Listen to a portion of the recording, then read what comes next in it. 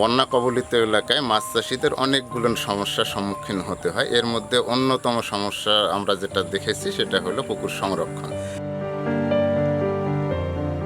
বন্যার সময় অতিরিক্ত পানি হওয়ার কারণে পাড় ডুবে যায় এবং পাড় ডুবে যাওয়ার সঙ্গে সঙ্গেই কষ্টার্জিত সে মাছটা অনেক সময় বন্যার সময় ভেসে যায়, পুকুরও ক্ষতিগ্রস্ত হয়ে যায়। বন্যা কবলিত এলাকায় কিভাবে পুকুর সংরক্ষণ করতে হয় সেই বিষয়ে আজকে আমি কথা বলবো।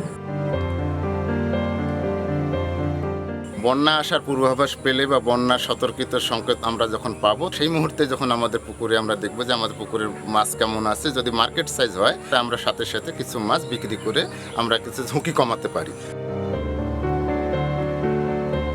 আর একটা হতে পারে যদি আমাদের সেরকমটা না থাকে, যে ছোট মাছ আমাদের বাজারজাত করার মতো অবস্থা না, চাষির পুকুর যদি একাধিক থাকে, পুকুর সুরক্ষিত যে পুকুরটা আছে আমরা সেটাতেই সেই মাছগুলা আমরা স্টক করে রাখতে পারি।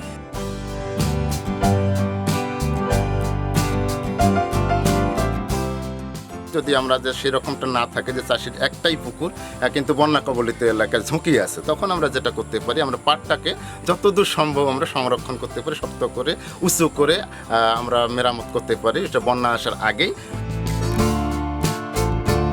পাড় সংরক্ষিত থাকার পরেও যদি বাঁধ উপসে যদি আমাদের পুকুরে বন্যার পানি ঢোকার সম্ভাবনা থাকে, তখন আমরা যে কাজটা করতে পারি, আমরা পুরো পুকুরটাকে তলা থেকে উপর পর্যন্ত আমাদের 3 ফিট বা 4 ফিটের যে জাল পাওয়া যায়, সেই জাল দিয়ে আমরা সুরক্ষিত করে সুন্দর করে ঘেরা দিতে পারি, যাতে আমাদের ভিতরের পুকুরের মাছগুলো সুরক্ষিত অবস্থায় থাকে।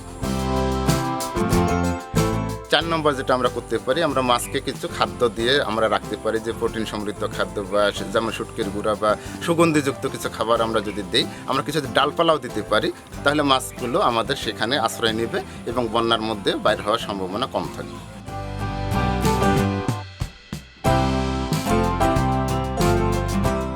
এইভাবে আমরা পুকুর সংরক্ষণ করতে পারি, সাথে সাথে আমরা পুকুরের মাছকে সুরক্ষিত রাখতে পারি, আমরা চাষির যে আর্থিক ক্ষতি সেখান থেকে আমরা তাদেরকে উদ্ধার করতে পারি।